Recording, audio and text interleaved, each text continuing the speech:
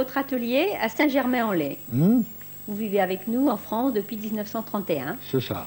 Vous êtes né en Italie le 29 janvier 1909, C'est ça. à Visco, en Vénétie, C'est ça. dans cette belle région. Ouais. Dans votre 17e année à Rome, vous apprenez d'un vieux restaurateur de tableaux religieux d'inestimables secrets sur les techniques de la peinture. Ça m'a servi beaucoup. C'était des maîtres très importants. Très important. C'est un homme charmant, il m'a fait travailler, il m'a appris beaucoup de choses, même beaucoup de secrets, et ça m'a servi dans ma jeunesse. Vous avez été aussi fasciné par des peintres comme Cézanne, Gauguin, Rouault, et les impressionnistes et tout, un tas de peintres que j'avais vu des reproductions en Italie, et donc je suis venu à Paris pour pouvoir voir ces œuvres originales. Et c'est à la suite de ce départ pour Paris que vous avez rencontré à ce moment-là un maître qui a été important pour vous également, c'est Carl Xavier Roussel, je crois. Ah oui, oh, c'était mon maître spirituel, certainement. Vous avez rencontré chez ce monsieur Roussel différents peintres comme Maurice Denis. Oui, Bonnard, Maurice Denis, Vuillard, que c'était son beau-frère, et tous les nabis en somme. Nous ne verrons pas toute votre œuvre parce que beaucoup de vos toiles sont dans des expositions particulières, sont la propriété de gens qui les gardent précieusement. C'est justement là, vous voyez, qu'ils m'ont fait ce portrait. C'était une élève secrétaire de Xavier Roussel, Mademoiselle de Loire. Une Hollandaise, une jeune fille charmante. Et il m'a fait ce portrait. J'avais 23 ans. C'était le tout jeune Bosco. C'est ça. Et maintenant, c'est votre œuvre personnelle que nous allons voir, ou du moins ce que nous avons pu récupérer pour le montrer dans ce film. Ouais. Nous allons voir entre autres cette toile qui est assez ancienne et que vous avez faite en hommage à votre mère. Ah oui, oui. À ma mère, ça a été vraiment l'aspiratrice de ma vocation. Je crois qu'elle vous a acheté... Parce que, ouais, à l'âge de 8 ans, j'étais à Trieste avec elle. J'ai vu une boîte de peinture dans une vitrine. Hein, et je me suis arrêté devant cette vitrine et j'ai dit à ma mère, je veux la boîte de peinture. Ben, il m'a demandé, qu'est-ce que tu veux faire d'une boîte de peinture? J'ai dit, je veux voir de la peinture. À partir de ça, ça a été vraiment la vocation pour moi. J'ai dit, je saurais peindre. Voilà. Et c'est un très bel hommage. Oui, ma mère, elle a plaisanté, elle lui a raconté ça à mon père. Il a dit, mais il est complètement fou, notre garçon. Et puis, en effet, ça a continué. J'ai toujours pensé à ça. Et je suis là aujourd'hui en faisant encore de la peinture. Après un parcours un petit peu, au départ, un petit peu plus difficile, vous avez fait une petite exposition à la galerie Roussel, boulevard Saint-Germain à Paris en 1943. Mais il ne nous reste aucune toile de cette période. Aucune toile. J'ai fait ça avec M. Merle, qui avait une galerie. Et on a tout vendu. C'était mes premières choses que je faisais, vous savez. Mais enfin, il y avait une bonne clientèle. Et il ne me reste pas aucune toile. Par contre, d'une autre exposition qui fut aussi très importante et qui a été organisée par Madame Beignol. Ah, ça, c'est à Saint-Germain. À Saint-Germain en 1954, oui. Vous nous la montrez, une des toiles qui reste de cette période, c'est une toile abstraite, Bosco. Oui, oui, il y a eu une période, d'abstrait. Je voulais sortir un peu de l'influence de mon grand maître, que j'aimais beaucoup, mais vous savez, c'est l'impressionniste est déjà passé, n'est-ce pas? Alors il fallait faire autre chose. Et donc, je me suis jeté dans l'abstrait. Je n'ai pas continué très longtemps parce que je me trouvais devant un mur. Je répétais un peu toujours la même chose. Vous n'aviez pas d'ouverture. Donc après, j'ai trouvé ma voie vraiment. Et l'autre toile abstraite qui est derrière vous, un petit peu plus colorée. Ah oui, ben c'est de la même époque. C'est de la même époque. C'est des recherches à cette époque-là sur l'abstrait. Ouais. Parce que à cette exposition organisée par Madame Beignol, vous avez eu, je crois, un nombre... Cinquantaine d'étoiles, oui. Oui, c'est ça. Et elles ont toutes été vendues, sauf ces deux toiles accès. Tout était vendu, oui, c'est ça. J'avais beaucoup de relations ici à Saint-Germain. Il y en a beaucoup qui ont acheté de mes toiles à cette époque-là. Vous avez fait après d'autres expositions, mais je crois que la consécration, ce fut plus tard, quand vous avez rencontré le célèbre marchand de tableaux, Alex Magui. Ah oui, certainement. Vous aviez alors 45 ans. Certainement. Et c'est en 1957 que fut organisée à la Galerie de l'Élysée une exposition, La Consécration. Oui, oui, je vais vous dire la consécration, parce qu'il a ouvert ses portes, le jour du vernissage, il y avait déjà, tout était vendu ce qu'il y avait dans la galerie. Alors c'était vraiment un grand succès. Pour le peintre, c'est merveilleux. Il y avait tout Paris, c'est un marchand extraordinaire. Alors de cette époque, il nous reste quelques toiles. On a par exemple l'Arlequin. L'Arlequin, c'est cette toile qui vous inspire parce que finalement vous êtes italien, donc l'Arlequin pour vous c'est... Oui, c'est ça, c'est un personnage de la comédie de l'art. Il était bariolé, moi que j'aimais beaucoup la couleur, je me suis attaché beaucoup à ce personnage. Ça m'a plu beaucoup. Et vous voyez justement cette œuvre, c'est une... que je ne veux pas me séparer parce que ça me rappelle vraiment une très belle époque. Et de la même époque... Période très belle. De la même époque, vous avez également le Christ. Oui, le Christ, c'est de la même époque aussi, oui. Oui, oui. Oui, j'aimais beaucoup la matière. J'ai trouvé une formule, une chose, enfin, ma technique, si vous voulez, oui. N'est-ce pas? Et ça a plu beaucoup. Et ça me convenait vraiment à mon tempérament. Et le chat de Gouttière aussi, c'est cette époque.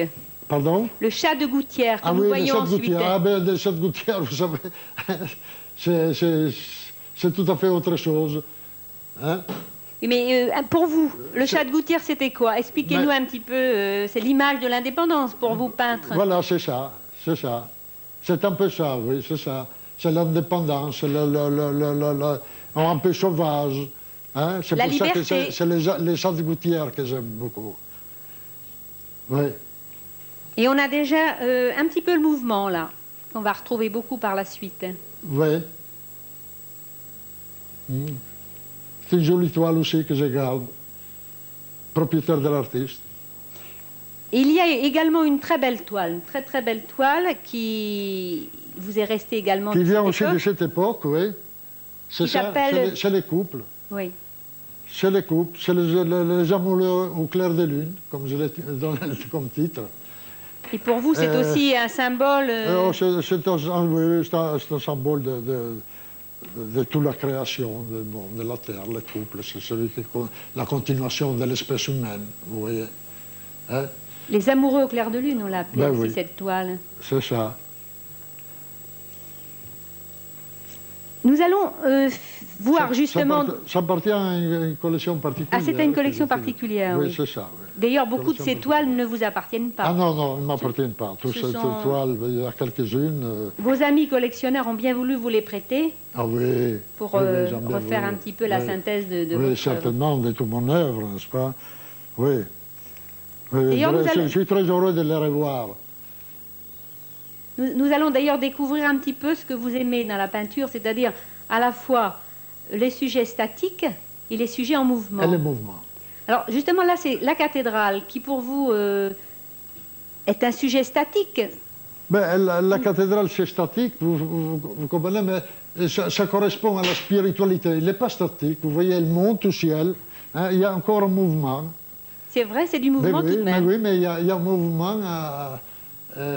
verticale. Et en plus, c'est aussi une recherche de spiritualité un petit peu. De spiritualité, oui, c'est la spiritualité. Je fais beaucoup de croquis, surtout les cathédrales des Chartres, les cathédrales de Rouen, les cathédrales enfin, toutes les cathédrales que je connaissais là. Cologne, j'ai eu l'occasion d'aller à Cologne, j'ai fait aussi des croquis là-bas. J'aime beaucoup toutes ces vieilles pierres, toutes ces choses. Ça m'a rappelé je sentais quelque chose dedans, vous voyez. Justement, cette spiritualité que je sentais dans les flèches montantes. Enfin, c'était une période encore. Mais vraiment, ma chose, ça a été le mouvement. C'est là que j'ai trouvé. C'est là qu'on voit le contraste, justement. Et alors, là, comme j'ai fait beaucoup de sport, je me suis attaché beaucoup à tous ces sujets sportifs. Oui, justement, on trouve souvent des sujets sportifs, oui. Ouais. Alors, les cyclistes, les footballeurs, les rugby, les courses de chevaux. Alors, écoutez, les courses de chevaux, là c'était vraiment mon dada parce que j'aime beaucoup le cheval, n'est-ce pas? Et on a pris l'habitude, en allant faire des croquis sur les champs de course, même de jouer. Ça, c'est mauvais, ça. Hein? Ah oui, alors, là, c'est le... Oui. Vice, ce n'est pas un vice, pour moi, c'est encore un amusement. Oui, dans la mesure où on ne va pas trop loin, ça voilà, peut être plaisant, tout de même. Ouais. Alors, comment vous l'appelez, ce tableau? C'est le trot, la course avant-scène. Le trot. Le trot. Voilà. Et il y a un autre tableau, tout en mouvement, qui est inspiré du même sujet, et qui est le galop, je crois. Ah, ça, c'est le galop, oui. Ça, c'est le galop. Ça, c'est le galop. Et c'est une... oui,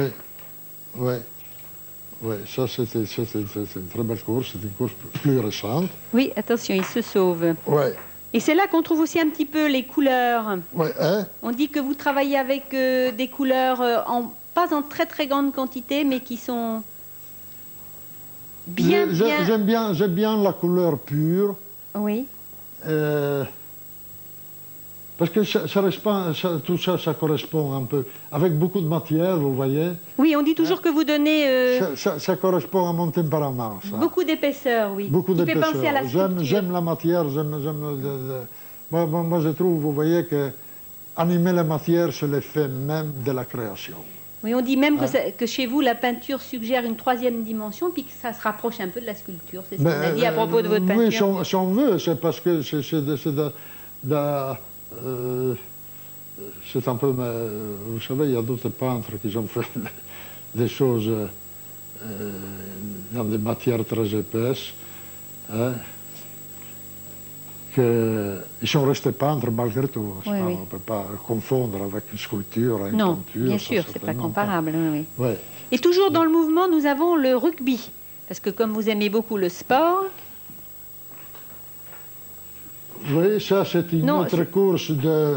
Ça c'est la course de bicyclette. La course de bicyclette, oui, la course de bicyclette, et nous verrons le rugby ensuite. La course de bicyclette, c'est un peu la même chose. La même chose, c'est toujours dans mes thèmes de sport. C'est le thème favori pour moi. Hein? Comme les combats de coq, les courses, tout ça. Enfin, c'est tout ça. Oui, alors celle-ci, c'est la course de bicyclette, et tout de suite, la mêlée. Ah, ça c'est la mêlée, ça c'est le rugby. Ah, c'est une toile que j'aime beaucoup. Qui est superbe. C'est une toile que j'aime beaucoup, ça. Oui. Oui. On s'y croirait. Oui, c'est la mêlée de rugby. Elle est un peu peut-être plus abstraite que les autres choses, enfin, il faut le comprendre, il faut le voir. Oui, d'ailleurs, on a dit que vous cherchiez un compromis entre l'abstraction et la figuration. Et le figuratif, oui. C'est ça. C'est ça, parce que, vous voyez, il faut laisser un peu à la personne qui regarde un tableau de trouver quelque chose dedans qu'il n'a pas vu au premier abord, quand il regarde un tableau. Parce que vous savez, on dit beaucoup de bêtises devant une peinture. Hein? Et à petit, je trouve ça très bien. Ils découvrent certaines choses qu'ils n'ont pas vues, et ils sont ravis de ça. Tous les jours, oui, ils me le disent après, tu sais, j'ai vu un personnage que je ne l'ai pas vu la première fois, et là, ça m'a vraiment fait plaisir. Vous savez, Toulouse-Lautrec, il a dit la peinture c'est comme la mer, il faut la sentir. Il y en a qui la sentent. Il y en a qui ne la sentent pas, voilà. Et nous avons les chevaux en liberté qui sont une illustration vivante de ce que vous venez de dire. Vous nous avez aussi dit que Oui, les chevaux, vous savez, j'ai vécu toute ma jeunesse parmi les chevaux parce que mon père, il était éleveur, il faisait l'élevage des chevaux. Et donc ça a été toujours, oui, comme je vous disais tout à l'heure, ça a toujours été mon dada.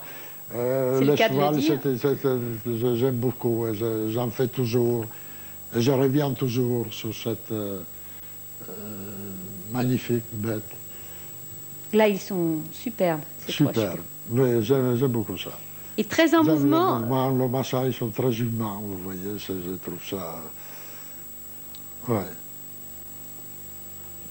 Vous avez un autre tableau toujours aussi en Ah, c'est mouvement. les coqs, oui, le combat de coq. Le combat de coq, alors, ça rentre toujours dans le sujet des mouvements, parce que j'aime ça, et je tiens à moi-même cette chose-là. Je ne sais pas pourquoi, mais j'aime tout ce qui bouge. Mais vous avez vu des combats de coqs? Les combats de coq, oui. Où vous les voyez? Ah oui, je l'ai vu au Mexique, je l'ai vu en Sardaigne quand j'étais jeune aussi. Oui, j'ai vu souvent des combats de coq. En Mexique, j'en ai vu de très très beaux combats de coq. Oui. Et celui-ci est particulièrement bien reproduit. Oui, oui, mais j'aime ça. J'aime ça parce que ça bouge toujours avec tous ces Et peut-être que le sujet que nous découvrons après est un petit peu moins en mouvement, ce sont les bouteilles, alors un petit peu plus statiques. Ben, la bouteille, vous savez, de temps en temps, on a envie tout de même de faire autre chose. Oui. On a envie de faire autre chose. Comme j'aime bien le pinard, alors je fais des bouteilles. Je ne veux pas prendre le mal, vraiment.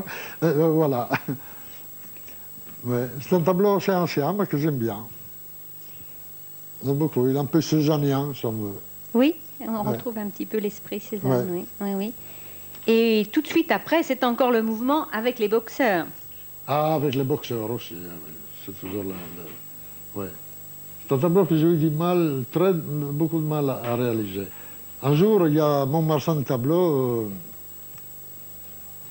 quand je ne travaillais plus à Alex-Magui, à la Belle Gabrielle, qui s'appelle M. Thomas, il a trouvé un pastel chez nous avec...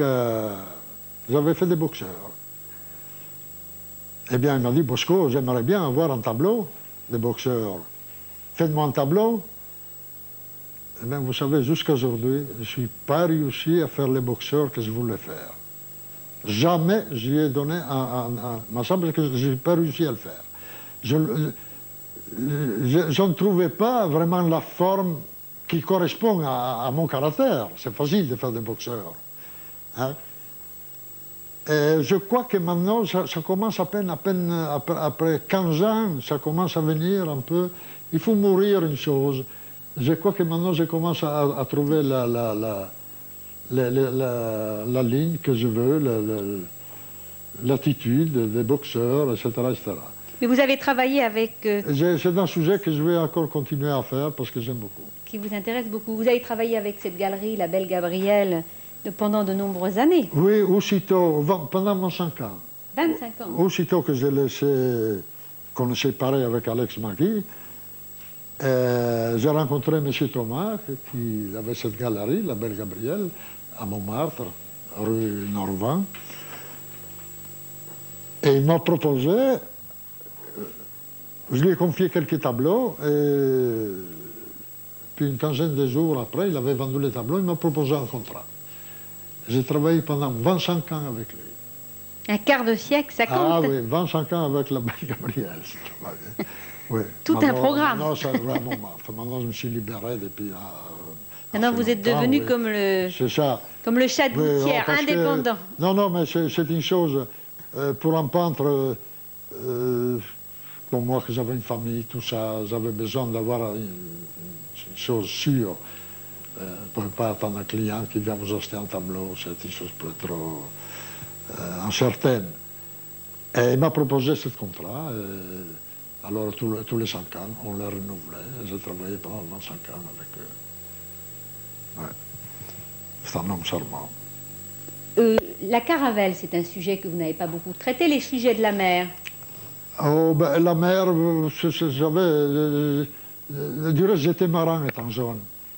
Ah oui, j'avais mon service militaire dans la marine. J'étais officier radiotélégraphiste dans la marine. Je pensais que j'aimais beaucoup la mer. J'ai fait beaucoup de choses sur la mer. Hein. Et là, en Sardaigne, où je faisais mon service militaire, il y avait encore des voiliers qui faisaient le service de Civitavecchia, du port jusqu'à l'île de Sardaigne. Et cette caravelle est matée à l'ancienne, elle est très belle. Ah oui, oui. C'est Ouais. un beau bateau. Oui, oui. Et ça m'a poursuivi toujours, cette chose des voiliers, des caravelles, des choses comme ça. Pour moi, la mer, c'est ça, c'est les voiles. Vous avez traité Oui. beaucoup de sujets marins, oui? Oui, j'en ai fait pas mal, oui. J'ai fait beaucoup. J'ai fait des barques sur les plages, j'ai fait des... Je n'ai pas, là, je crois pas, non. Enfin, j'ai fait pas mal, j'aime beaucoup ça. En fait, vos sujets sont très éclectiques, puisque Oui. maintenant... Et puis encore, il y a toujours du mouvement, il y a Du toujours mouvement. du mouvement, alors... Et vous avez aussi des sujets avec un peu moins de mouvement. On retrouve donc Notre-Dame de Paris. De Paris, vous savez, on vit à Paris naturellement, alors certainement, voilà un paysage de Paris. J'ai fait quelques paysages, encore d'autres paysages de Paris. Et les couleurs sont un petit peu différentes, là. On a vos gris, vos bleus. Sont différentes, c'était la nuit, enfin, c'était quelque chose que j'avais vu comme ça, c'était une vision que j'ai eue de la cathédrale comme ça la nuit. Oui, parce qu'on vous trouve surtout dans de la couleur, comme on va retrouver à nouveau la carafe. Nature morte, la carafe, oui, c'est ça. J'ai fait très peu. J'en ai fait très peu. Vous n'avez pas fait beaucoup de nature morte? Non, presque pas. Je ne sais pas, dans toute ma carrière de peintre, j'ai fait peut-être 3-4 tableaux de nature morte. Et pourtant, vous les réussissez fort bien, cette pomme rouge. Oui, c'est ça. Mais, vous savez, justement, la nature morte, c'était surtout à la fin du 19e, là, tout ça, tout le monde faisait de nature morte. Ça se faisait beaucoup, ça. Mais moi, ça ne m'a jamais touché, vraiment. Vraiment. Si Alors, vous avez... j'ai quelques-unes comme ça, et ça, parmi ça, c'est une toile, ça que j'aime bien. Vous avez le bouquet de fleurs aussi, qui est magnifique. Ah, des fleurs, j'ai fait, oui. J'ai fait des bouquets de fleurs. Vous avez là un joli bouquet de fleurs. Montrez-nous ce petit bouquet de fleurs, Bosco. Ah, ça, oui. Oui, oui. Voilà, ça c'est un peu sculpté dans la pâte. Oui, c'est là qu'on retrouve l'épaisseur. Oui, oui, c'est ça. Et la couleur. C'est ça, la couleur. Oui. Oui. Oui. C'est une chose assez agréable. Ouais. Je pense que si vous êtes vénitien ou presque, vous retrouvez avec plaisir cette toile de Venise. Ah oui, oui, oh, certainement. La Salute. Certainement, je vais à Venise presque tous les ans. J'aime beaucoup Venise, et je vais très souvent. Là aussi, j'ai fait des croquis, des choses comme ça, et puis alors j'ai réalisé quelques peintures. Vous peignez tous les ans à Venise ou vous y allez pour le plaisir comme ça? Non, je veux passer mes vacances là-bas parce que j'ai toute ma famille encore en Italie. Comme j'habite pas loin de Venise, pas très loin de Venise, nous sommes, avec ma femme et les enfants, nous allons presque tous les ans. Oui, c'est tellement beau. Ouais. Puis ici, c'est tout à fait différent, c'est le printemps que vous peignez. Ah, ça, c'est les arbres en fleurs à Sambourcé. Oui, vous voyez, en passant en voiture, j'ai vu le printemps à Sambourcé, et ça m'a inspiré, ça m'a donné cette chose-là, que j'ai titré du reste Printemps à Sambourcé. Oui, vous voyez, c'est quand même une variation de choses. Tout à fait, oui. Des thèmes, c'est très varié parce que... Tout à fait différent. Ici, c'est un sujet beaucoup plus sérieux, beaucoup plus grave. Oui, ça c'est un sujet un peu... Hein, un sujet tout à fait différent, oui. Oui, c'est Les jurés, je crois, vous l'avez intitulé. Les jurés, oui, c'est ça. Eh oui, c'est sérieux. C'est ça. C'est ça.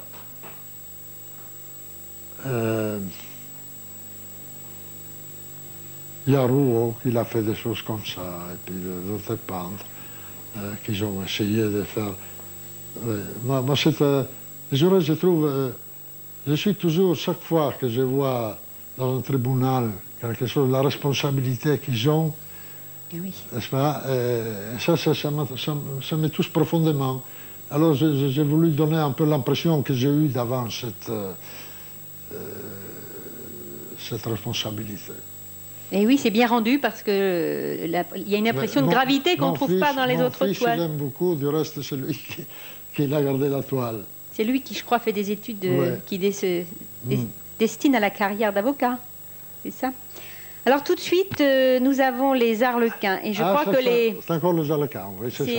Oui, c'est un thème, vous voyez, c'est un thème que je reviens souvent. Hein? Oui. Ça m'était inspiré plutôt par mes enfants, les deux aînés. Les deux compères. Ouais, Où vont-ils? D'où viennent-ils? Voilà, c'est ça. Ouais.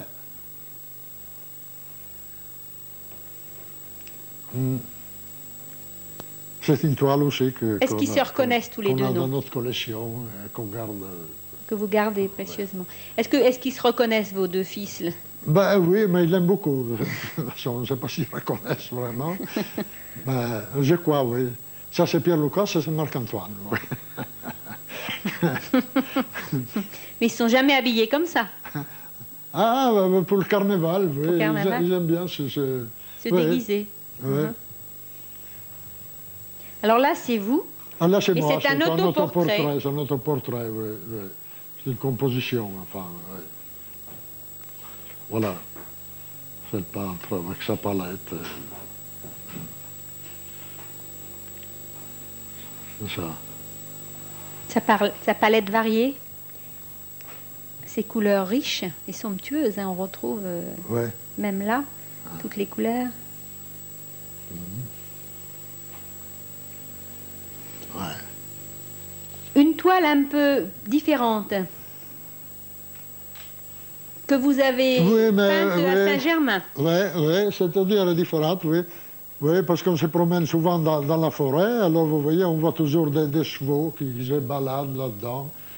Alors je trouve que c'est un sujet vivant, une chose vivante, n'est-ce pas, qu'on voit la forêt avec des cavaliers. Parce qu'en forêt de Saint-Germain, il y a des cavaliers, il y a des cyclistes. Oui, c'est ça, il y en a plein. Et vous avez une autre toile, justement, où on voit des cyclistes. Nous avons Maison Lafitte, là. Ah, ça, c'est des cyclistes, oui. Ça, c'est des cyclistes. Toujours en forêt de Saint-Germain. Oui, en forêt de Saint-Germain, oui. Il y a eu un cyclocross. Et là, j'ai fait plusieurs versions de cette toile, parce que j'ai vu cette cyclocross, j'ai assisté, j'ai pris des croquis, des choses, et puis j'ai fait cette toile. Alors, celle-ci, c'est le consul d'Italie, de Lyon, qui est venu me voir, c'est un ami que je connais très bien, et il m'a acheté cette toile. Il a aimé beaucoup ça. Mais les toiles que vous avez vendues aux États-Unis, que vous avez vendues dans les pays étrangers, c'était quel thème de préférence? Racontez-nous un petit peu. Eh bien, celle des États-Unis, c'était surtout la période d'Alex Maggie. La période d'Alex Maggie, oui. C'était les cathédrales des personnages, des rencontres des personnages. J'ai fait pas mal de personnages, oui. Et puis, alors les combats de coq, beaucoup de combats de coq, là, que j'avais fait, de compositions, de grandes toiles, alors. Vous avez beaucoup vendu aux États-Unis? Oui, beaucoup vendu. Aux acteurs de cinéma, je crois même. Pardon? Aux grands acteurs de cinéma? Oui, oui, à Robert Mitchum, à Kirk Douglas, ils ont de très belles collections, oui. Au roi de l'uranium, là, je ne me souviens pas le nom. Mais enfin, il y a de très grandes collections, de collectionneurs qui sont installés. Il y a beaucoup plus de toiles de Bosco hors de chez lui qui nous en restent ici aujourd'hui pour les montrer. Oh oui, oh là là, certainement, certainement. Certainement. Et puis il y en a beaucoup aussi en Suède, énormément. En Suède, j'ai eu encore dernièrement là, le marchand suédois qui est venu me voir, il m'a acheté des toiles. Et il m'a dit, vous savez, en Suède, vous êtes très, très, très bien considéré. J'ai même des ministres qui ont des collections de Bosco, qui ont 7-8 Bosco. C'est merveilleux, c'est merveilleux. Il m'a dit, ça marche très bien. Eh bien, Bosco, votre femme Madeleine va nous montrer une toile aussi qu'elle aime beaucoup. Oui. Dites-nous, Madeleine, cet extraordinaire bouquet de fleurs, vous y tenez beaucoup, paraît-il. Ah, j'y tiens énormément parce que d'abord, il me l'a offert. Ça fait pas mal d'années et ça, c'est une toile que je ne veux pas du tout m'en séparer. Elle est très belle. Ce sera pour nos enfants plus tard, mais celle-ci, elle reste ici. Vous êtes la compagne de Bosco depuis 1960. Oui. Vous avez ensemble 3 beaux enfants. Oui.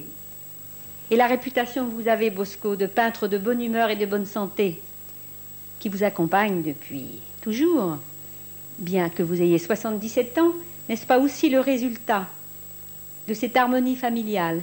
Oh, certainement. Je suis sûrement influencé par la jeunesse qui m'entoure. Certainement. Oui, oui, j'aime beaucoup ma femme et mes enfants, vous comprenez. nous sommes très liés, très famille, vous savez. Nous aimons beaucoup. Je pense que cet équilibre vous a beaucoup aidé aussi Voilà, à accomplir cette belle ça m'a œuvre. permis d'arriver bien jusqu'à aujourd'hui. J'espère de pouvoir continuer. Et ça va encore continuer longtemps, Voilà, on vous le c'est ça. souhaite. Bien, Merci merci. beaucoup. Merci à tous les deux. Au revoir. Merci à vous. Merci. Au revoir. Bon, enfin qu'est-ce que... Hein? Ah, je suis encore là. Vous êtes encore là. Je vous dis pourquoi, parce que ça... Ouais, avec vous comprenez.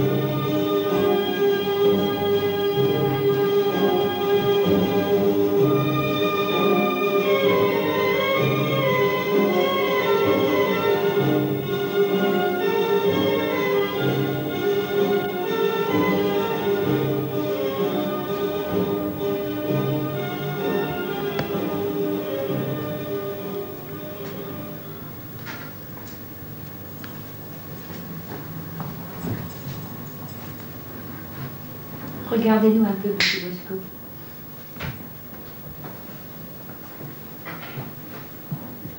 Ah, mais ça va, ça a l'air de marcher, non? Hein?